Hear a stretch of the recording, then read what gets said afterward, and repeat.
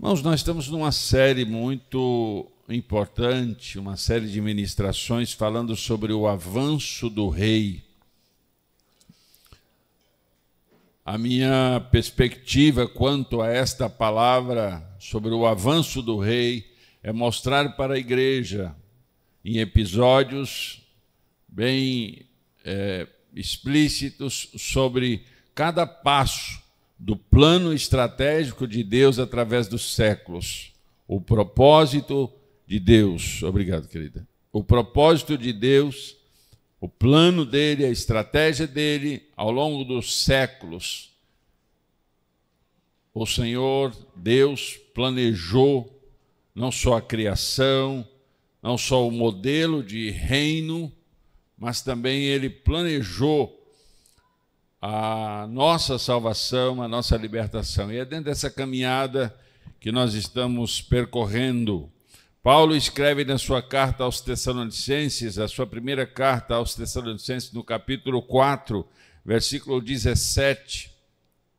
1 Tessalonicenses, capítulo 4, versículo 17, diz: depois nós, os que ficarmos vivos, seremos arrebatados juntamente com ele nas nuvens. Esta é uma palavra de esperança, e é este o assunto da esperança da igreja. Nossa esperança não é uma esperança incerta, duvidosa, mas é uma esperança segura, firme, respaldada pela santa e poderosa palavra de Deus. Nós precisamos olhar para a palavra e ver que o próprio Senhor Jesus garante o arrebatamento da igreja, e é nesses termos que a igreja precisa se dobrar diante da palavra para alentar o seu coração, para ficar saudável emocionalmente e espiritualmente, porque todas as informações do mundo são tão nojentas e são tão terríveis que têm adoecido a população. Nós estamos com uma população doente emocionalmente, fisicamente, ideologicamente, filosoficamente, uma população mundial adoecida por falta de mergulhar nas poderosas palavras de Deus para receber em seu espírito, em sua alma, a maior de todas as esperanças, a esperança que o próprio Jesus garantiu, ele chancelou com a sua própria voz e com a sua própria palavra. Evidentemente, o mundo tem rejeitado a Jesus Cristo e ao sacrifício de Jesus na cruz. Tem debochado, tem escarnecido do sacrifício de Jesus na cruz. Muitos levam esse assunto na zombaria, no escárnio, nominando os cristãos como pessoas incapazes de ver a realidade, ter senso de realidade, nos apelidam de fanáticos, de obtusos, por conta da nossa fé em Cristo Jesus. Então, esses indivíduos não têm esperança, pois eles estão integrados num mundo que o Deus desse século, segundo a palavra do Senhor, tem embotado, tem cegado, tem entorpecido a mente e impedido que eles com clareza vejam a realidade do mundo espiritual. Então nós, ao olharmos para a palavra do Senhor, precisamos ver isso.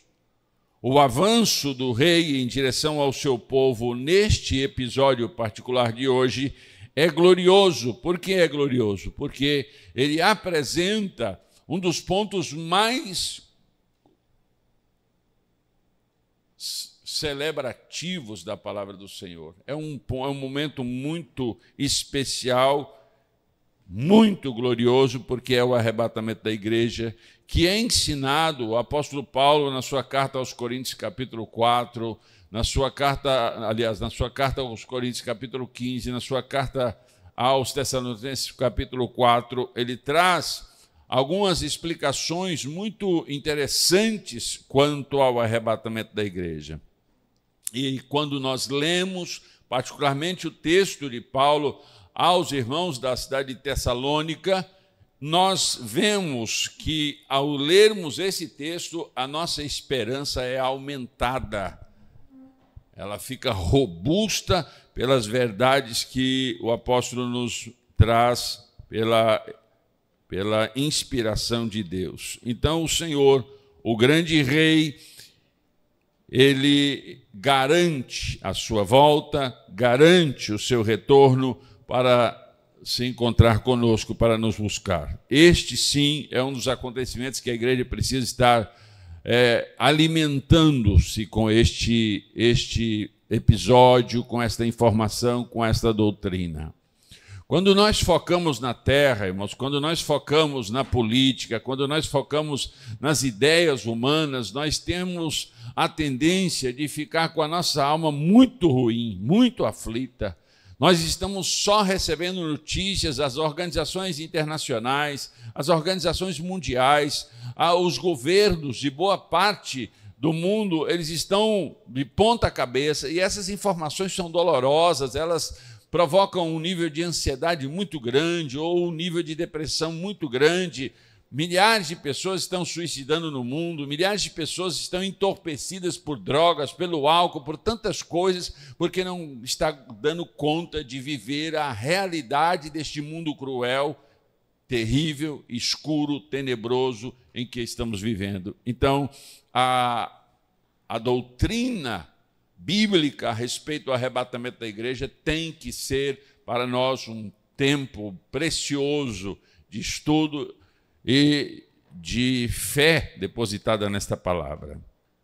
Primeiro ponto que nós precisamos saber sobre o arrebatamento da igreja é saber que todos os salvos serão arrebatados. Essa é a primeira fase que o apóstolo Paulo apresenta, a primeira fase da vinda do Senhor. Ele não tocará a terra, ele não virá e colocará os pés na terra, ele virá nos ares, e os seus servos, a reunião de todos os salvos, de todos os crentes em Cristo Jesus, em toda a terra, de norte a sul, de leste a oeste, em todas as épocas, em todos os tempos, os servos do Senhor que morreram de forma violenta, que foram cremados, que foram despedaçados por fera e comidos, e que foram, de todas as maneiras, apodrecidos e lançados ao mar. A Bíblia diz que o mar, a terra e o ar dará de volta os corpos. Então, todos os servos, em todos os lugares e em todos os tempos, a palavra do Senhor garante que neste ponto estratégico eles se encontrarão uns com os outros, será um grande reencontro uns com os outros, e então acontecerá esse súbito resgate. A palavra usada na Bíblia é uma palavra grega que dá a ideia justamente rápido de uma tirada súbita, imediata, e eu penso que isso tem mais a ver com um grande resgate, o resgate de nós humanos que fomos expulsos do Éden, mas agora, depois de uma trajetória e de um plano bem elaborado, chega o ponto de nós sermos novamente recolocados no lugar de origem, que é no jardim da presença de Deus. Então, quando eu olho para a palavra, eu consigo ver isso. O arrebatamento da igreja, o arrebatamento da noiva do Senhor vai reunir, então, todos os servos do Senhor que morreram em todas as épocas. Os nossos parentes que foram embora e que nós sempre os amamos e que morreram em Cristo Jesus, não dá, irmãos, para nós julgarmos, não dá para nós dizermos esse aqui vai ser salvo, este outro aqui não vai, porque a igreja do Senhor Jesus, ela não é a igreja M-Nova aqui, ou a presbiteriana, ou a batista, ou a assembleia, ou a fulana, ou a beltrana. A igreja do Senhor é invisível, só Ele sabe qual é a igreja dele, só Ele conhece o povo dele. Nós podemos imaginar, nós podemos ter uma ideia por causa das atitudes, por causa do caráter exigido do povo dele, nós podemos nos reunir em torno do nome dele, mas só Ele sabe quem são. As convicções de cada um pela fé exercida em cada coração dá a este indivíduo certezas maravilhosas. Mas quem é que sabe desta igreja invisível e poderosa é o Senhor Jesus. E então nós teremos muitas surpresas no céu da glória de Deus. Nós teremos muitas surpresas no encontro com o Senhor, porque muitos que nós apostaríamos alto, achando que eles iriam estar, não estarão. E muitos que nós julgamos que não estarão, provavelmente eles estarão. Então, não é uma questão de meu julgamento, da minha percepção, ainda que à luz da Bíblia eu posso observar hábitos, eu posso observar atitudes, eu posso observar o relacionamento desta pessoa com os seus pares e, sobretudo, com Deus, e então ter uma ideia de que essa pessoa está trilhando um bom caminho e será inclusa dentro desta igreja invisível e gloriosa. Os que estiverem vivos, segundo Paulo, lá no versículo 7 do capítulo 4, dessa primeira carta aos Tessalonicenses, os que estiverem vivos aguardando esse glorioso evento, irmãos, será um momento histórico, glorioso para a igreja, e estes que morreram em Cristo Jesus, estes que morreram reconhecendo o Senhor Jesus em todas as épocas e em todos os tempos, porque mesmo antes de Jesus vir e encarnar aqui na terra, nós falamos isso aqui no episódio da encarnação, todas as pessoas que viveram na terra em tempos antes de Cristo vir como homem na terra, essas pessoas, de alguma maneira, elas receberam o vislumbre e o propósito de Deus na direção delas. Particularmente os judeus que viveram tipos muito claros, figuras muito claras da bendita pessoa do Senhor Jesus e se submeteram à palavra pela fé. Então, essas pessoas reunidas, e nós, juntamente com estas pessoas, reunidas em torno deste chamamento, deste congregar entre mortos e vivos diante da pessoa do Senhor. Então a pergunta é: quem será arrebatado? Todos os que foram transformados mediante o novo nascimento. Vai fazer parte da igreja arrebatada aqueles que aceitaram Jesus como seu Senhor e Salvador e viveram o novo nascimento. Só chegarão aos céus. Olha o que o texto diz, Apocalipse capítulo 22, versículo 14. Bem-aventurados aqueles que lavam as suas vestiduras no sangue do Cordeiro, para que tenham direito à árvore da vida e possam entrar na cidade pelas portas. A gente pode trocar aqui, bem-aventurado aqueles que guardam estes mandamentos, os mandamentos do Cordeiro, para que tenham direito à árvore da vida e possam entrar na cidade pelas portas. Então, só chegarão aos céus, ou só chegarão à cidade quadrada, aqueles que lavam as suas vestiduras no sangue do Cordeiro de Deus, ou seja, aceitam o sacrifício de Jesus Cristo na cruz para perdão de nossos pecados. Estes indivíduos que não só aceitam este sacrifício, mas se submetem às regras deste Senhor que deu a vida, então estes indivíduos são considerados com vestiduras lavadas no sangue do Cordeiro, e estes podem sim acessar a cidade quadrada. A Bíblia ainda afirma que o caminho que conduz à cidade quadrada é estreito. Vocês já conhecem essa passagem, mas olha o que diz Apocalipse capítulo 21, versículo 8.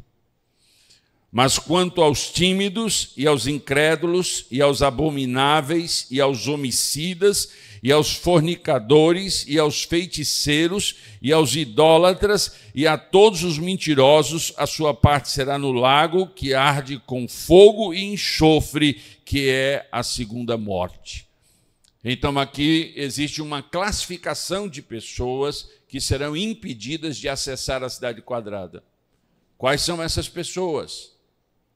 O evangelista, quando ele teve a revelação de Apocalipse, a revelação da palavra para os últimos dias, ele, no capítulo 21, transcreve a palavra da visão que ele recebeu, mas quanto aos tímidos, aos incrédulos, a esses tímidos aqui se dá aos covardes.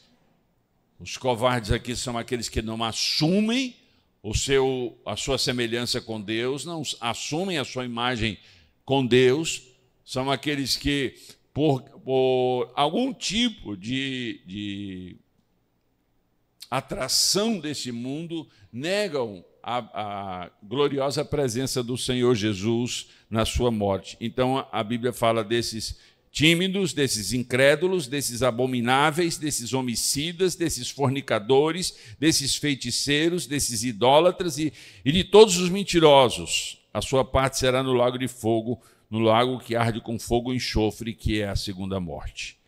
No capítulo 21, versículo 27, ou seja, no mesmo capítulo, versículo 27, olha o que diz: e não entrará nela coisa alguma que contamine e cometa abominação e mentira, mas só os que estão inscritos no livro da vida do Cordeiro.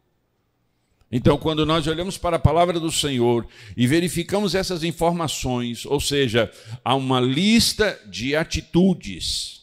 Nós estamos estudando aqui na quarta-feira a interpretação bíblica de Mateus capítulo 5, que é o Sermão do Monte, capítulo 5, 6, 7, e a gente está estudando isso, e a gente compreende que o Mateus capítulo 5, 6 e 7 é a plataforma, é a estrutura, é o código de ética para os cidadãos do reino de Deus. Nos capítulos 5, 6 e 7 de Mateus, e distribuídos de forma diferente no Evangelho de Lucas, a gente compreende e percebe claramente os dispositivos, o código de ética para a atitude, para o comportamento dos cidadãos do reino de Deus. O Senhor Jesus está justamente mostrando como é o caráter, o comportamento, a atitude do cidadão do seu reino. Aqui no livro de Apocalipse, aí há uma clareza quanto aos que não podem adentrar a cidade quadrada. E aí você pode dizer: eu não sou covarde, eu não sou incrédulo, eu não sou abominável, eu não sou homicida, eu não sou fornicador, eu não sou feiticeiro, eu não sou idólatra. Mas a gente pode esbarrar em tantas coisas no meio do caminho, irmãos, entre elas a mentira, que é algo que é muito praticado nos nossos dias. Aqueles que amam, aqueles que praticam e amam a mentira, não acessarão a cidade quadrada, não terão acesso ao reencontro com Jesus Cristo. Então, à luz da palavra de Deus, nós precisamos fazer uma análise pessoal, precisamos dar uma olhada e descobrir dentro do nosso coração, dentro da nossa alma, as nossas limitações para cumprir o código de ética para viver nesse reino. Deixa eu lhe dizer uma coisa: nem eu nem você conseguimos cumprir o código de ética do reino de Deus sozinhos. É impossível nós cumprirmos o código de ética sozinho. Nós precisamos do poder do Espírito Santo na nossa vida. Nós precisamos do poder de Deus na nossa vida. Por isso a sujeição. Por isso que no Evangelho de Mateus, capítulo 5, versículo 3, eles bem-aventurados os pobres, ou seja, aqueles que entendem que não conseguem, aqueles que entendem que não podem, aqueles que entendem que não têm a capacidade, precisam de Deus, precisam do apoio de Deus. Então, esse é o código de ética. E quando nós olhamos para Apocalipse capítulo 21, versículo 8, ele estabelece um padrão tão exigente: e não entrará nela coisa alguma que contamine e cometa abominação e mentira, mas só os que estão inscritos no livro da vida do Cordeiro. Então, a nossa busca é por cumprir estes princípios através do poder de Deus na nossa vida e desejarmos, suplicarmos, pedirmos ao Senhor que o nosso nome realmente esteja na lista daqueles que acessarão essa cidade quadrada que está sendo preparada para nos receber. O outro fato dentro deste arrebatamento é que ocorrerá a ressurreição dos mortos. Os tessalonicenses e os coríntios, erroneamente, eles achavam, e quando Jesus voltar para buscar a igreja, aqueles que já morreram perderam a salvação, perderam a esperança. E aí Paulo esclarece isso, dizendo no capítulo 4, versículo 14, da primeira carta de Tessalonicenses, porque se cremos que Jesus morreu, amém? Se cremos que Jesus morreu, cremos nisso? Se cremos que Jesus morreu e ressuscitou, cremos nisso? Jesus ressuscitou? Assim também aos que em Jesus dormem, Deus os tornará a trazer com ele. Essa é a esperança da igreja. Cristo morreu e ressurgiu. E a nossa ligação com ele, o apóstolo Paulo chega a dizer, a ligação é tão poderosa e tão efetiva, que ele diz assim, não mais vivo eu, mas Cristo vive em mim.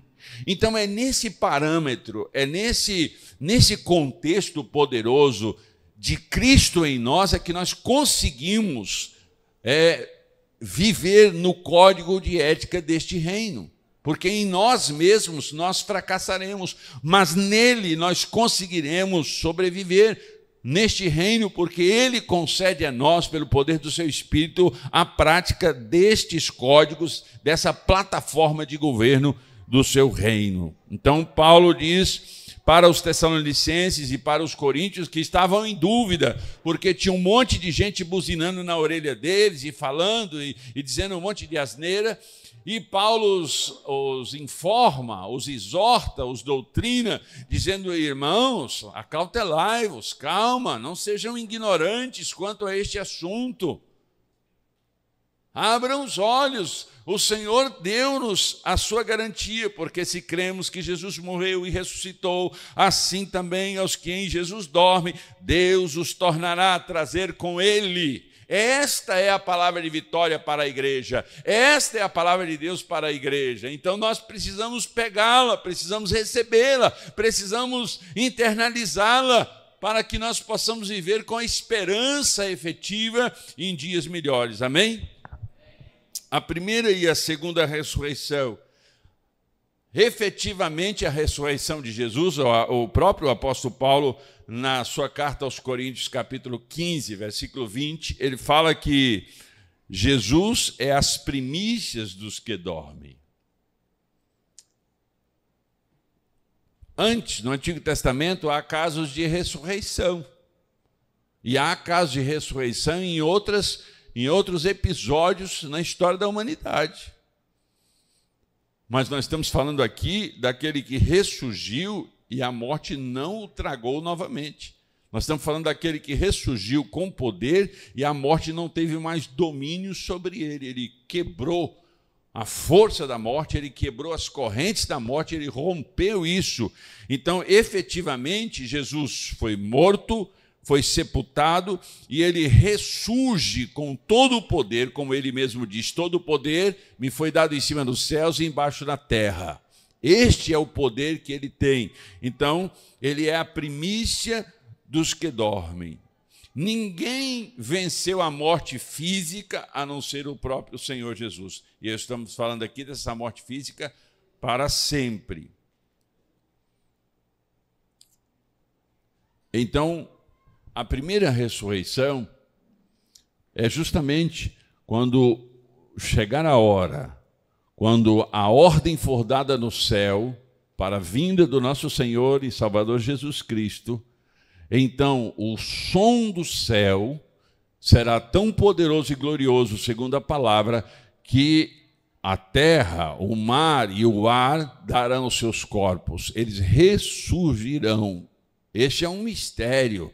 Esta é uma palavra que só para aqueles que creem, porque ela é ilógica, ela é irracional do ponto de vista da nossa compreensão humana. Nós não temos, nós somos limitados.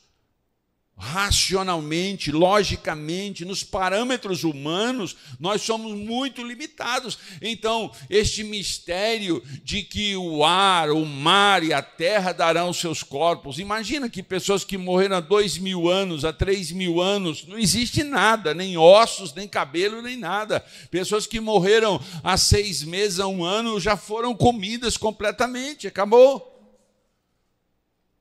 Mas no som e na determinação dos céus, todos esses ambientes, o ar, o mar e a terra, darão esses corpos sob a ordem poderosa do grande rei. Então, esse avanço do rei, determinando terra, mar, ar, me devolva os corpos dos meus. Então, quando nós olhamos para isso, isso deve fazer o nosso coração estremecer, porque, ainda que não compreendamos, né, esta fala, essa doutrina, ainda que não compreendamos, precisamos ter fé nesta palavra. Porque se não temos fé nesta palavra, também não temos fé que Jesus morreu e ressuscitou dentre os mortos. Então, uma coisa liga a outra, está conectado. A primeira ressurreição, então, ocorrerá na vinda de nosso Senhor, quando for dada a ordem, então todos esses mortos ressurgirão. E qual é a segunda ressurreição? A segunda ressurreição ocorrerá depois da implantação do reino milenar, porque a igreja será arrebatada, haverá um período terrível na face da terra. Então o Senhor Jesus voltará para os judeus, implantará um reino, defenderá Israel e implantará um reino que nominalmente a Bíblia chama de reino milenar. E neste reino milenar, ele, Jesus, reinará sobre todas as nações da terra. Inclusive o profeta Zacarias diz que as nações encaminharão a Sião, levando as suas ofertas, levando os seus tributos ao grande rei Jesus. Então ele reinará. No final deste reino milenar, os ímpios, os transgressores, os abomináveis, os homens perversos e maus que negaram a morte e a ressurreição de Jesus, no final do reino milenar, eles ressurgirão. Aí já para um ponto de condenação eterna. Então, é o que nós conhecemos e vemos pela palavra. Outro fato interessante sobre o arrebatamento da igreja é a transformação dos crentes vivos. Os salvos serão transformados e arrebatados. O Paulo escreve a sua carta aos Coríntios, 1 Coríntios capítulo 15, versículos 51 a 53. Ele diz assim: eis aqui vos digo um mistério, nós seremos transformados, porque convém que isto que é corruptível se revista de incorruptibilidade, e isto que é mortal se revista de imortabilidade. Esta é a palavra do servo do Senhor. Então, é a transformação, o corpo se tornará glorificado. O corpo haverá uma glorificação. Aí há especulações, como isso se dará, como será este corpo glorificado, mas são especulações. O que nós podemos afirmar é que este corpo glorificado já não é mais corruptível, ou seja, não sofre danos, ele já não é mais mortal, ele não morre mais, ele é eterno. Então, nós passamos de uma esfera, de uma dimensão perecível, corruptível, mortal, para uma dimensão imortal e incorruptível do ponto de vista bíblico. Então, essa transformação é um mistério para compreendermos, a não ser pelo uso da fé. Pela transformação, o apóstolo Paulo diz no capítulo 15, primeira carta de Paulo, no capítulo 15, versículo 50, aos Coríntios, que carne e sangue não podem herdar o reino de Deus, nem a corrupção herdar a incorrupção. E Paulo, escrevendo aos Filipenses, no capítulo 3, versículo 21, ele diz que nós teremos corpos glorificados, semelhantes ao de Jesus.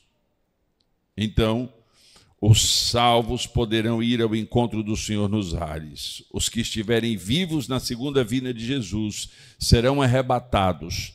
Então, em outras palavras, quando o som de Deus, a determinação de Deus para este evento, o arrebatamento da igreja ocorrer, a terra, o mar e o ar darão seus corpos. Eles ressurgirão. Pelo poder de Deus, eles ressurgirão em corpos incorruptíveis, ou seja, que não sofrem mais danos, em corpos imortais, não morrerão jamais. Estes mortos que ressurgem, nós os vivos, os que estivermos vivos neste evento do arrebatamento, teremos os nossos corpos glorificados, ou seja, tornam-se incorruptíveis e imortais. Então, reunidos com os irmãos mortos que ressurgiram em corpos glorificados, nós os vivos, em corpos glorificados, nos unimos a eles para o encontro com o nosso Senhor nos ares, nas nuvens. Esta é a afirmação da palavra do Senhor. Então, quando eu olho para a palavra do Senhor, e quando eu olho para esse mundo, e todas as guerras, e todas as doenças, e todas as pestes, e todas as contendas, e todas as rixas dentro dos casamentos, e todas as intrigas dentro das famílias, e quando eu vejo tanto ódio, tanta meleca nessa terra, inomináveis, inclusive algumas não dá nem para falar aqui neste altar, quando eu vejo tudo isso, não há motivo para viver.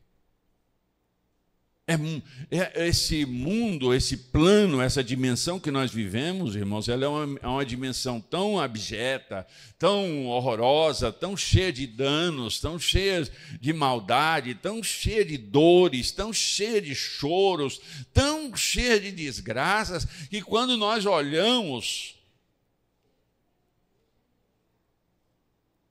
se nós formos sinceros, dá um desespero na nossa alma. Dá um desespero na nossa alma.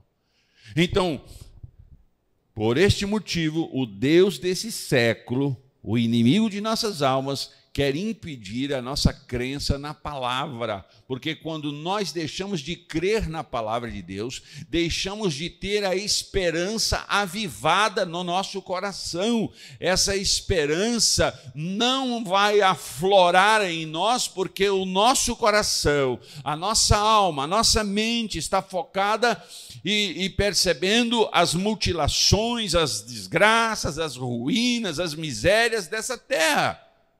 Então, eles não querem que a gente foque na palavra. Então, quando nós mergulhamos na palavra, quando nós entramos na palavra, quando nós estudamos a palavra, quando deixamos que a palavra entre no nosso coração, então essa esperança é cultivada, fortalecida, e então ela se torna tão poderosa que faz com que os nossos olhos deixem de focar no mal que existe aqui para focar na solução que existe lá. Nós deixamos de ver a miséria aqui para ver a riqueza de lá. Esta é a bondade da palavra do Senhor. Então nós precisamos olhar para a Bíblia e reconhecer esse fato poderoso e importante. Agora, é necessário nós questionarmos algo. O que acontecerá antes e depois do arrebatamento? Primeira coisa, a gente precisa da vigilância. Mateus 24, 42, o próprio Jesus. Vigiai, pois, porque não sabeis a que hora há de vir o vosso Senhor. Olha o que a palavra está dizendo. Vigiai, estai atentos, pois porque não sabeis a hora que há de vir o vosso Senhor. E já está próximo o fim de todas as coisas, portanto, sede sóbrios e vigiai em oração. O apóstolo Pedro, na sua primeira carta, capítulo 4, versículo 7, falando sobre As coisas que estão acontecendo estão próximas de acontecer e que devemos ser sóbrios e vigilantes, atentos ao que está acontecendo. Todo crente deve estar preparado a cada dia, a cada hora, a cada instante, se preparando para o arrebatamento. Nós precisamos, porque nós não sabemos. Nós não sabemos, porque existem a morte individual, muitas pessoas vão morrendo, diariamente estão morrendo muitas pessoas. E nós não sabemos se chegará a nossa hora. Então, depois da morte, não há mais solução. O que foi feito, e é ponto final. Então, nós precisamos de estar atentos à palavra do Senhor. E sabe, irmãos, eu quero que você...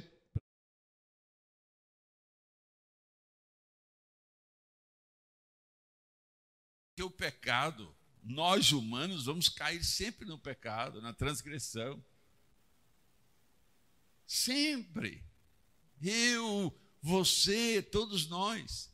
A questão é o nosso comportamento diante do pecado. É a nossa atitude em relação ao pecado, como nós lidamos com o pecado. Eu peco, você peca, nós pecamos, é assim que funciona. Mas como lidamos com isso? O pecado é nosso amigo, é nosso sócio, é nosso inquilino, o pecado é nosso parceiro, nós caminhamos com ele, ou foi um escorregão, ou foi um deslize, ou foi um acidente de percurso? Nós odiamos o pecado ou dengamos ele e fazemos ninar aqui com ele em nossos braços, em nosso coração? Então é a nossa relação com ele. Se há arrependimento, se há confissão, há perdão. Olha que coisa gloriosa. A palavra do Senhor afirma lá em Hebreus que o Senhor Jesus, Cordeiro perfeito, sacerdote perfeito, ofereceu a si mesmo como sacrifício uma vez para sempre. O sacrifício dele foi para sempre. Então, todos os dias, as nossas transgressões apresentadas ao Senhor já foram levadas na cruz. Então, é como lidamos com elas que nós precisamos aprender. Então, o crente precisa estar preparado espiritualmente. Quando a trombeta de Deus tocar, anunciando a volta de Cristo, aí, meu irmão, não haverá mais tempo. Quando a trombeta tocar nos ares, anunciando a volta do Senhor, não haverá mais tempo para alertas de última hora. Aí não dá para mandar um zap. Ei, o homem está vindo aí, olha aí, ó, uma ligaçãozinha aqui. Ah, irmão, acorda aí, Jesus está vindo. Negócio, eu estou vendo o som, você não está ouvindo o som. Não vai haver esse tempo. Não vai dar. 1 Coríntios capítulo 15, versículo 52, diz que no abrir e fechar de olhos. Abre e fecha os seus olhos aí, irmão. Ou fecha e abre os seus olhos aí. É tão rápido, né? É muito rápido. Então não vai dar para você mandar um zapzinho aí, ó. Um WhatsApp, um Instagram aí. Queridos, Jesus está voltando lá ao som. Olha os anjos, há um barulho que nós estamos ouvindo. Não haverá isso. Será fortuito, será rápido. A coisa será no abrir e fechar de olhos. É muito rápido.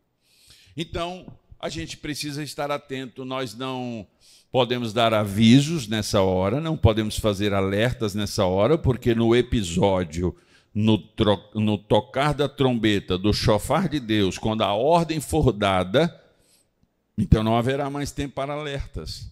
E aí a gente precisa de quê? De algumas informações. Olha os sinais aqui. Eu vou falar rapidamente, porque o meu enfoque aqui não é falar sobre os sinais, mas além de todos os sinais que haverá na terra, no mar e no ar, no cosmos de modo geral. A Bíblia fala em Mateus capítulo 24, versículos 6 a 8, fomes, pestes e guerras. Nas últimas décadas, irmãos, há um crescimento exponencial de tudo isso, fomes, pestes e guerras. Sempre ocorreram guerras na humanidade, mas nós estamos num crescente exponencial. Nós estamos vendo a coisa degringolar de maneira terrível na face da terra. As coisas estão tomando proporções absurdas. em todos esses aspectos de fome, de peste, de guerra. Ainda em Apocalipse capítulo 6, versículo 12, a Bíblia fala que haverá surgimento de anomalias celestiais. Vários observatórios no mundo, nos últimos anos, têm detectado anomalias em astros, anomalias na Lua, anomalias no Sol. Há uma constante nos últimos anos, isso tem sido assim muito próximo uma da outra, anomalias que nunca foram vistas, coisas estranhas acontecendo nos ares, que não tinham sido detectadas e agora estão sendo detectadas, inclusive a olhos nus. Então, são prenúncios. Outra coisa que a Bíblia diz em Mateus capítulo 24, versículo 12. As igrejas desoladas e crentes sem amor, por causa do aumento do pecado.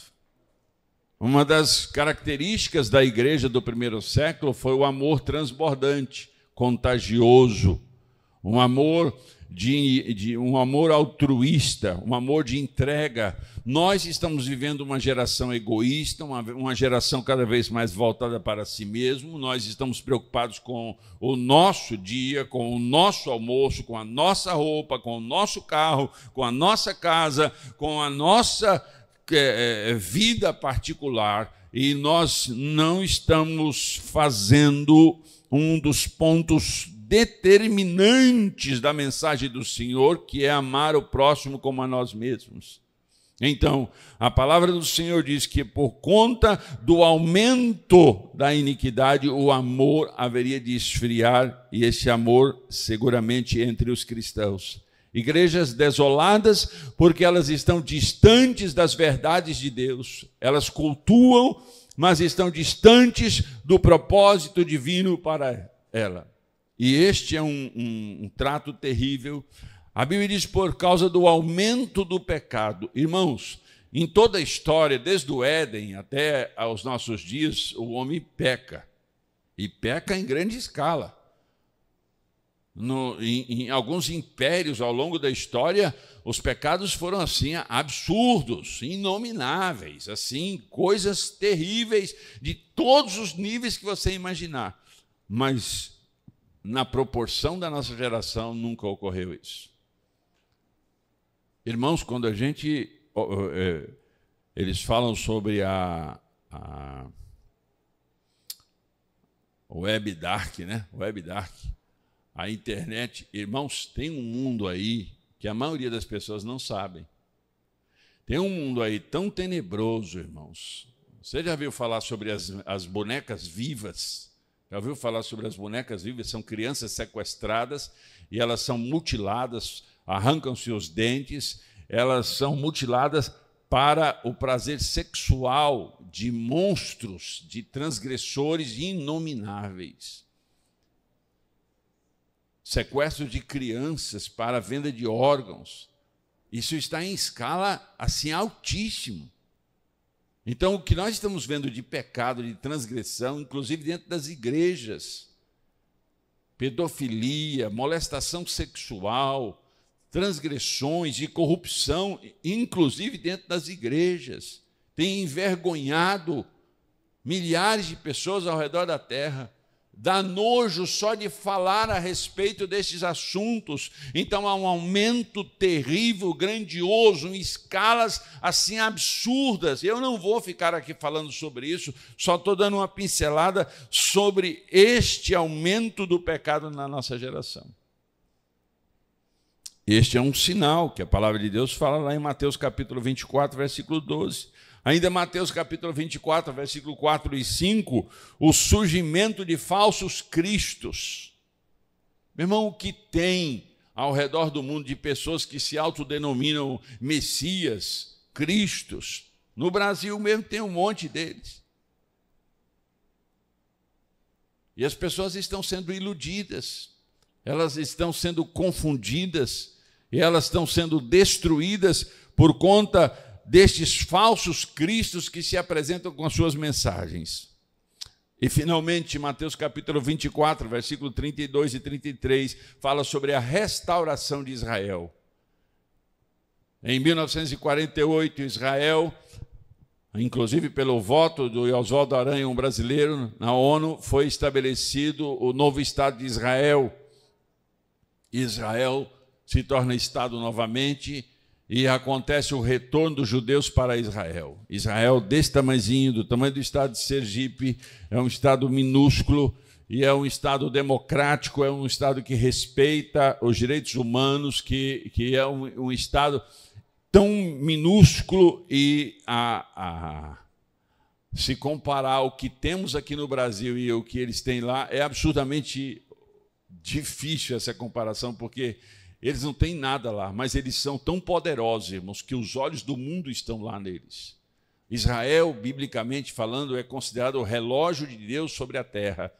Tudo escatologicamente falando, ou seja, tudo que tem a ver com o fim dos tempos está voltado para Israel. O movimento de Deus para a humanidade passa por Israel, porque Deus escolheu Israel como o seu transmissor, o seu emissário para a humanidade. E é através de Israel que as coisas ocorrerão.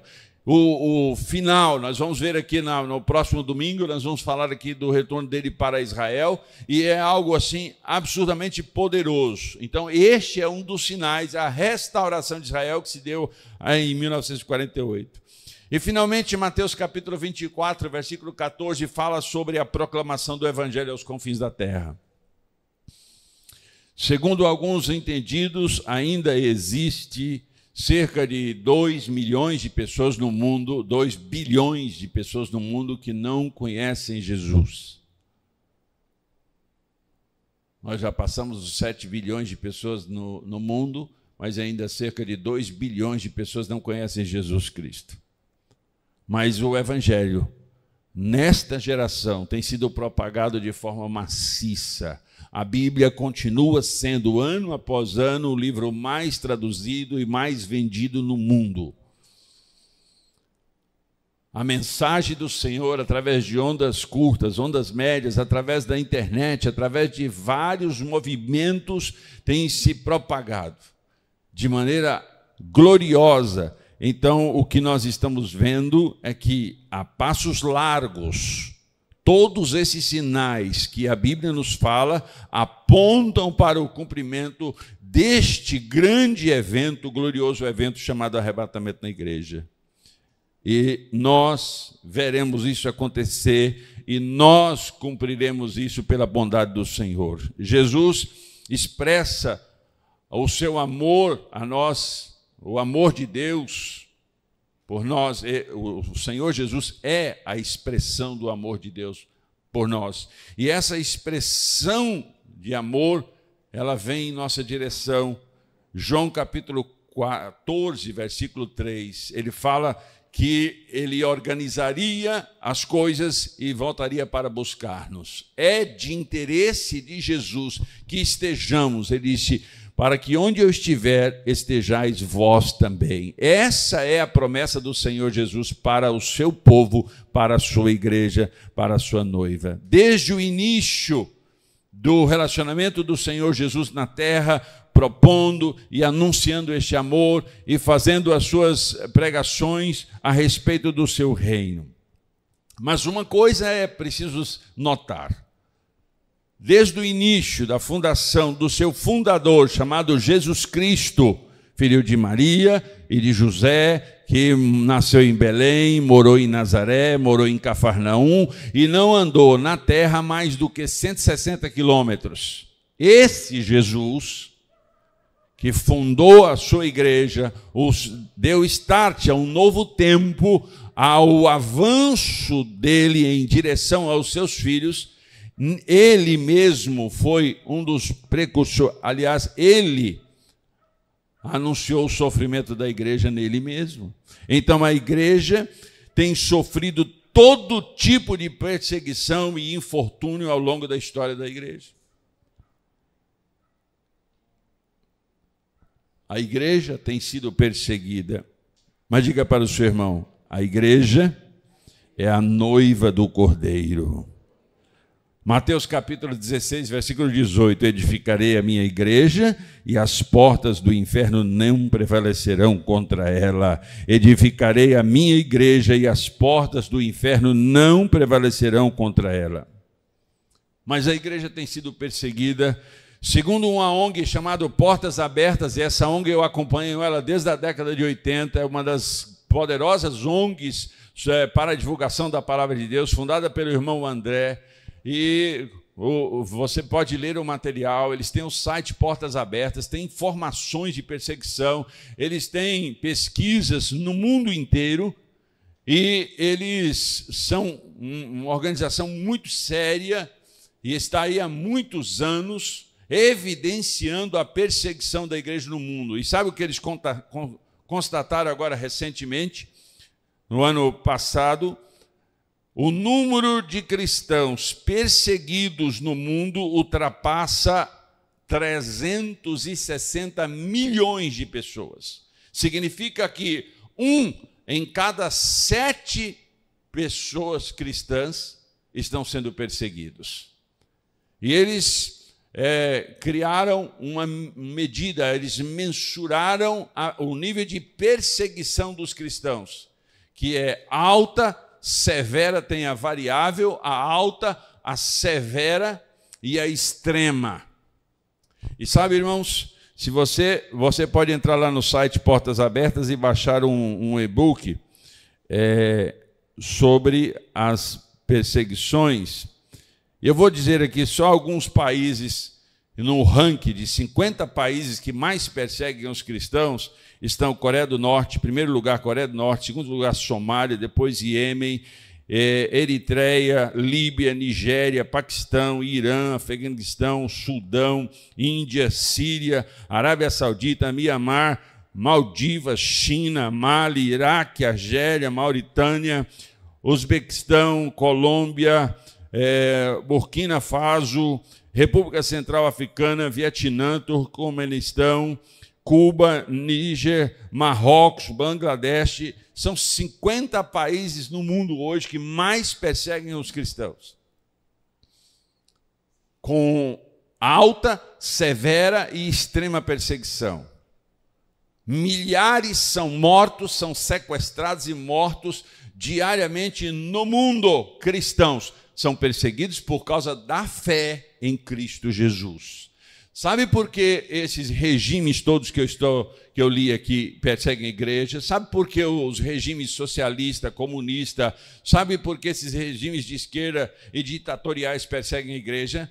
Porque a igreja é sempre uma voz libertária, a igreja é sempre o som da liberdade, a igreja sempre é meritocrática, a igreja sempre tem a proposta do empreendedorismo, da busca por resultados individuais debaixo da obediência e da bondade de Deus na nossa vida. Os líderes das igrejas cristãs espalhadas pelo mundo são sempre caçados e perseguidos. Milhares deles já foram mortos ao longo da história e continuam sendo perseguidos e mortos, como aconteceu recentemente agora na Nicarágua, que várias freiras, vários padres e pastores perseguidos, presos, expulsos do país. Isso acontece na Venezuela, em Cuba, é um absurdo o que acontece. Na China está acontecendo absurdamente perseguição aos cristãos, porque esses regimes, eles não conseguem conviver com a liberdade com a qual nós fomos libertos em Cristo Jesus. Eles não conseguem viver com aquilo que o Senhor Jesus nos deu de mais precioso, a poderosa liberdade com que Ele nos libertou. Entende que eu estou falando isso, irmãos? Então, fixe aí na sua mente, 1 a cada 7 cristãos no mundo são perseguidos de maneira alta, severa e extrema. Significa que 360 milhões de cristãos ao redor do mundo são perseguidos. Mas diga comigo assim: a noiva do Senhor subirá ao encontro dele para encontrá-lo nas nuvens. João viu o final da história, e é isso que é glorioso para a nossa igreja, irmãos. Olhe bem para cá. Nós estamos tracejando uma rota, um caminho cheio de altos e baixos, cheio de perigos, cheio de enfrentamentos, de perseguições.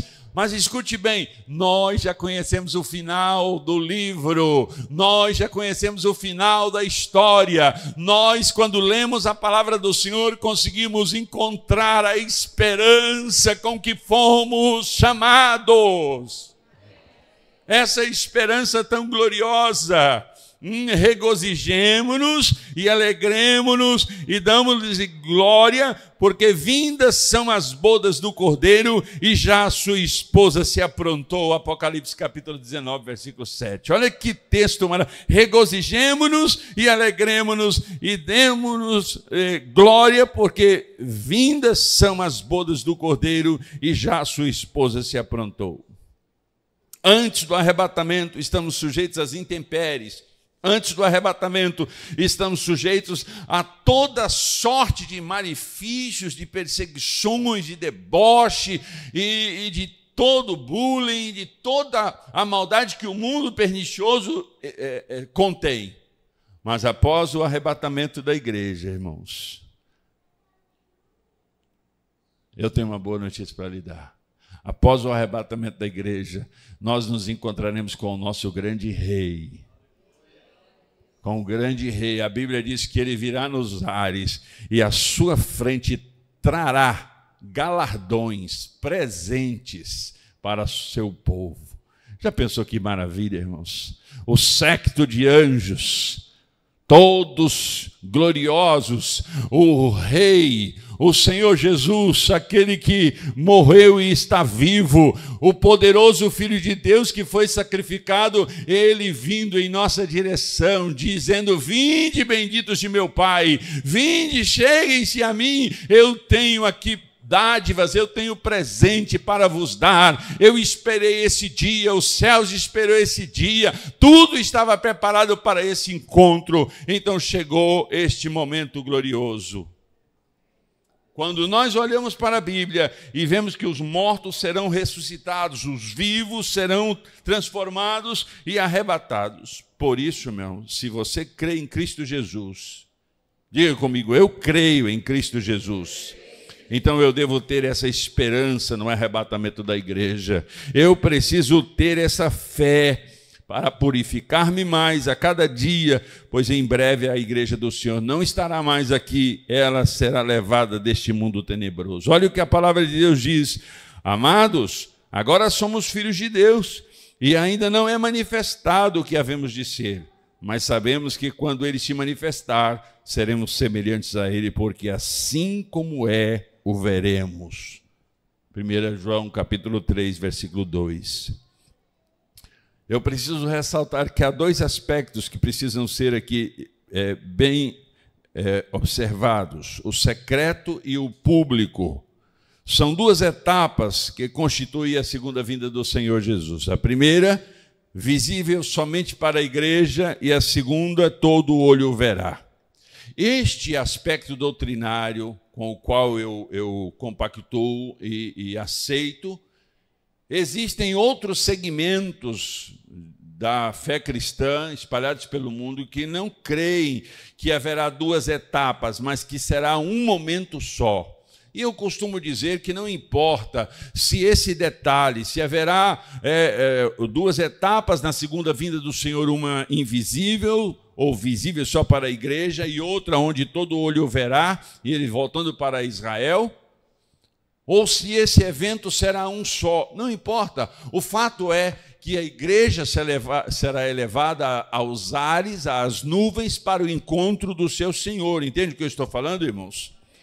Então, nós precisamos alimentar o nosso coração com esta palavra. Olha o que a Bíblia diz aqui: eis que cedo venho. O que a Bíblia está dizendo? Eis que cedo venho, e o meu galardão está comigo para dar a cada um segundo a sua obra. Eu sou o Alfa e o Ômega, o princípio e o fim, o primeiro e o derradeiro. Bem-aventurados aqueles que guardam seus mandamentos, para que tenham direito à árvore da vida e possam entrar na cidade pelas portas. Mas ficarão de fora os cães e os feiticeiros e os que se prostituem e os homicidas e os idólatras e qualquer que ama e comete a mentira.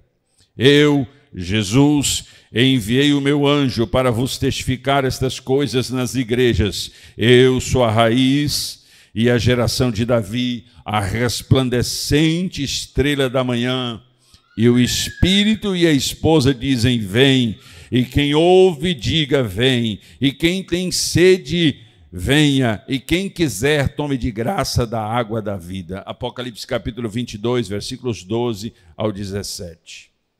Então, é esta a expectativa. Eu, Jesus, enviei o meu anjo para vos testificar essas coisas nas igrejas. Eu sou a raiz e a geração de Davi, a resplandecente estrela da manhã. E o Espírito e a esposa dizem, vem. E o que ouve, diga, vem. E é eu e você que precisamos interiorizar esta palavra, precisamos olhar para a Bíblia e dizer, tá bom, tem dia que não é fácil, tem dia que a coisa está difícil, tem dia que dá vontade de chutar o balde, a vida não é justa, o mundo não é justo, há muita confusão que eu não sei explicar, há muitas teorias conspiratórias, existem tantas coisas malucas no mundo, eu não gosto dessas coisas. E então, quanto mais você fica olhando e quanto mais você fica fixando neste mundo, mais você está implodindo por dentro, mais você está se arrebentando por dentro. Então, quando nós olhamos para a palavra do Senhor, porque ela é o nosso alimento, é da palavra de Deus que nos alimentamos. O próprio Jesus disse que fazer a vontade do Senhor é a sua bebida e a sua comida. E isso deve ser também para nós, para os nossos dias. Então, quando nós olhamos para a palavra, Apocalipse 2, capítulo 2, versículo 10, os que permanecerem fiéis até a morte receberão uma coroa da vida. Apocalipse 20, versículo 5, aqueles que forem fiéis farão parte da primeira ressurreição. Filipenses capítulo 3, versículo 21, nosso corpo abatido será transformado em um corpo glorioso. 1 Coríntios capítulo 15, versículo 51, todos aqueles que permanecerem fiéis ao Senhor serão transformados. Apocalipse capítulo 19, versículo 7, em breve iremos participar das bodas do Cordeiro. Diga comigo, igreja, o arrebatamento da igreja é um dos eventos proféticos mais comoventes e empolgantes da Bíblia.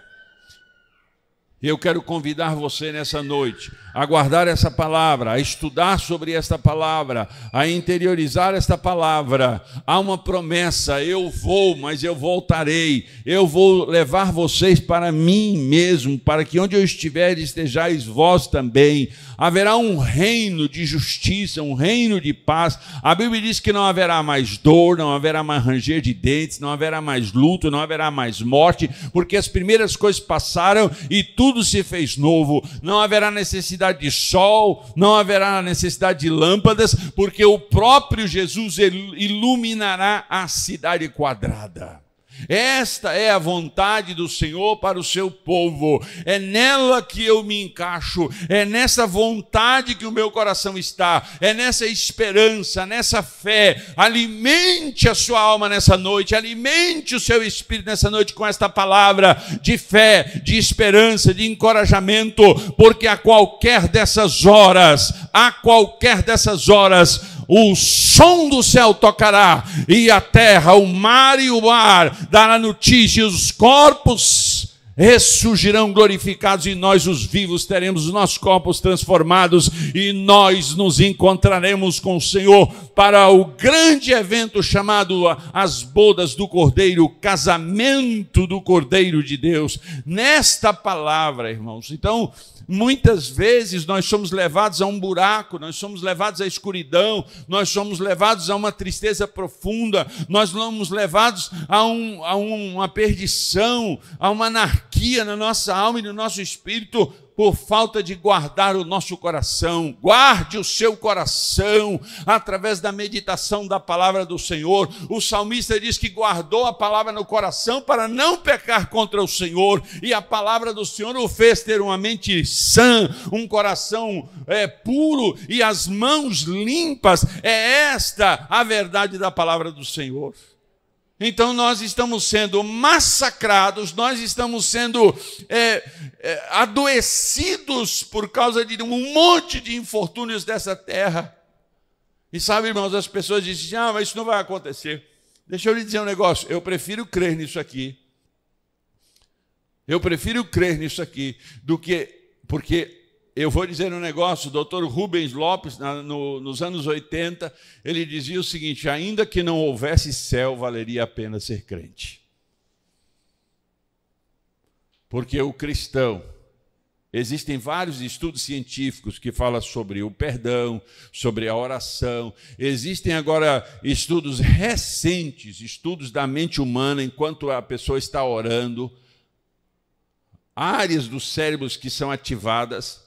Sabe, existem muitos estudos curiosos, interessantes, estudos científicos mostrando o significado e o valor da fé que nós carregamos em nosso coração. Por isso que o diabo, por isso que o Deus desse século quer anular essa fé no seu coração. Você está ouvindo o que eu estou falando? Então abra o seu olho, irmãos. Não deixe que essas mensagens destrutivas, prejudiciais, que chegam no seu WhatsApp, no seu Instagram, muitas vezes a gente mergulha ali e só vê notícia ruim. O dólar subiu, a bolsa caiu, isso aconteceu, e o fulano... Irmãos, guarde a sua alma dessas coisas nojentas, irmãos. O que nós pudermos fazer para mudar o nosso país como cidadão legítimo, como cidadão ordeiro, como pessoa decente, que vai fazer o seu esforço e que vai apresentar agora, por exemplo, no Conselho Tutelar, você vai escolher aí 3 nomes e vai votar no Conselho Tutelar de pessoas que têm decência, que têm a autenticidade para cuidar de nossas crianças, porque nossas crianças estão sendo entregues para, assim... pessoas, eu me nego até a falar a palavra.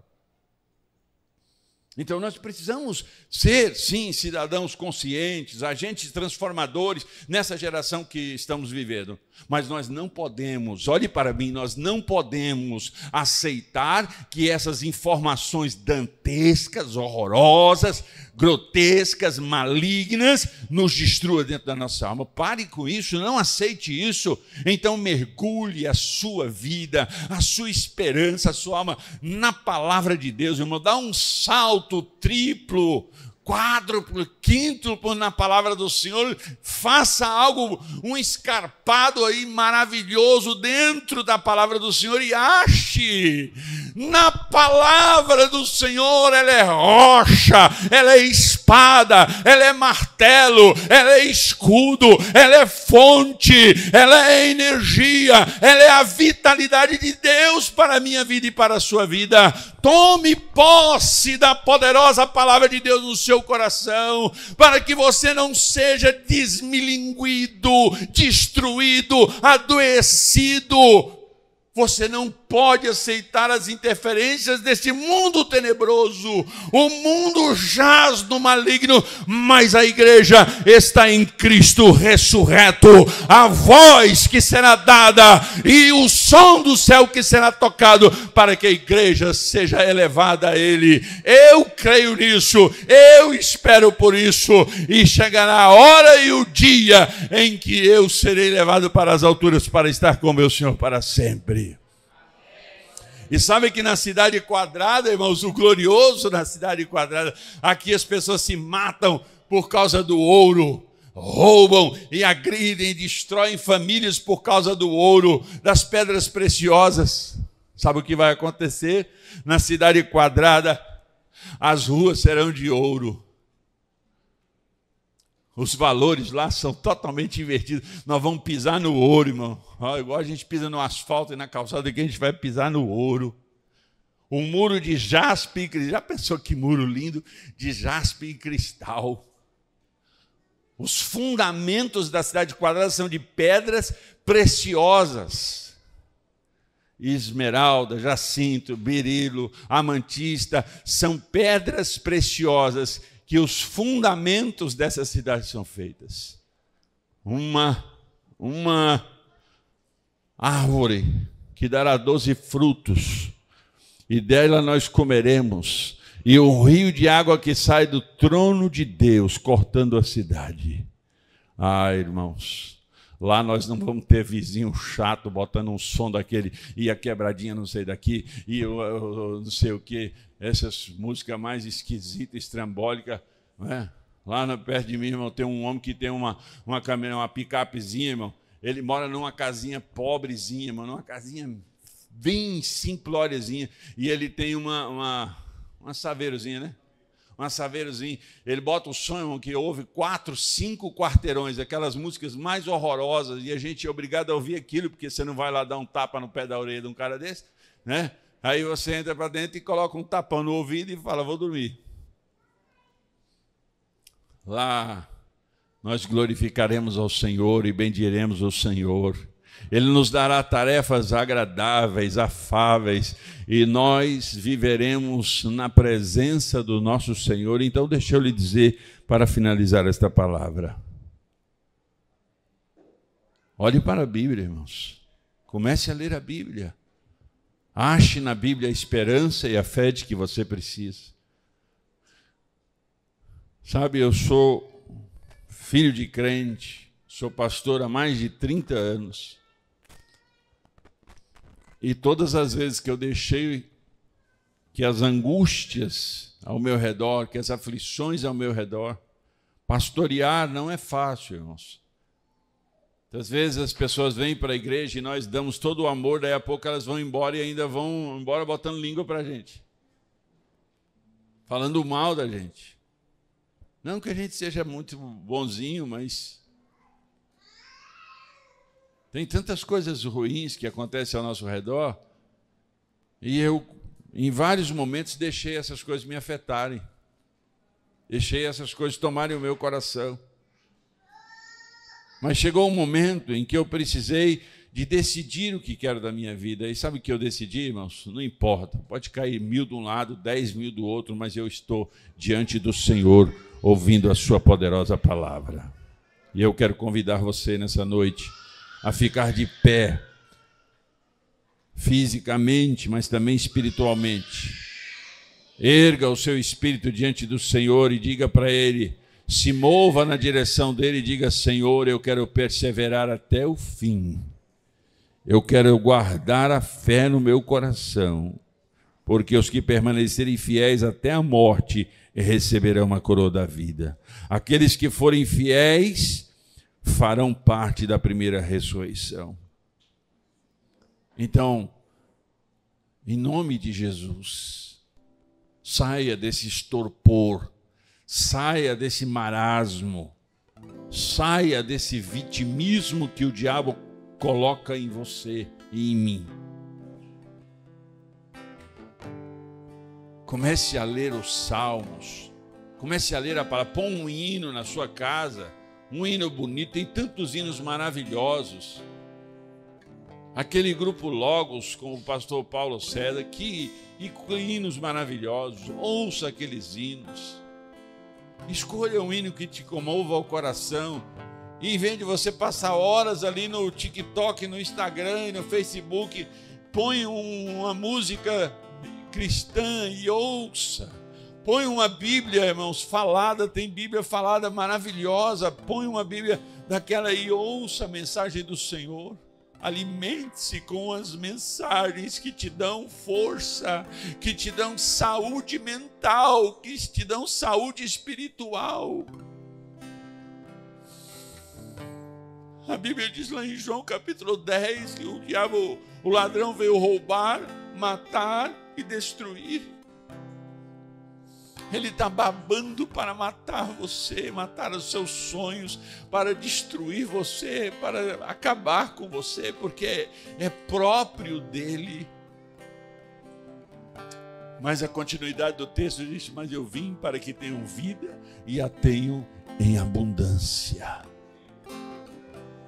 Deixa eu lhe dizer uma coisa, você jamais terá abundância se dela não se fartar, não buscar. Então eu quero convidar você nessa semana, faça um propósito essa semana. Faça um propósito essa semana. Você vai ouvir, você vai escolher 1 ou 2 hinos. Não escolha muitos não faz uma playlist não.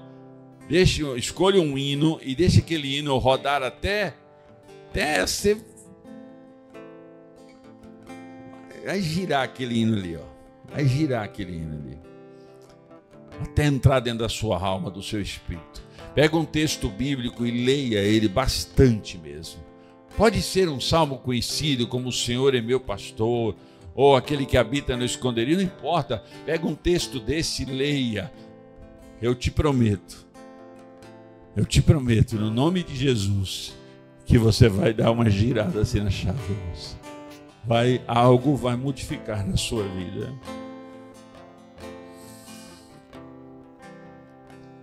Eu vim para que tenham vida e a tenham em abundância. Faz assim com a sua mãozinha assim, ó, faz assim, para ouvir, como se estivesse ouvindo, faz assim. Agora pela fé escute o som do céu, irmãos. O som do céu. O céu está se organizando, os anjos estão recebendo ordens, asas farvalhando, a voz do trono de Deus, a voz do Cordeiro de Deus, está chegando a hora.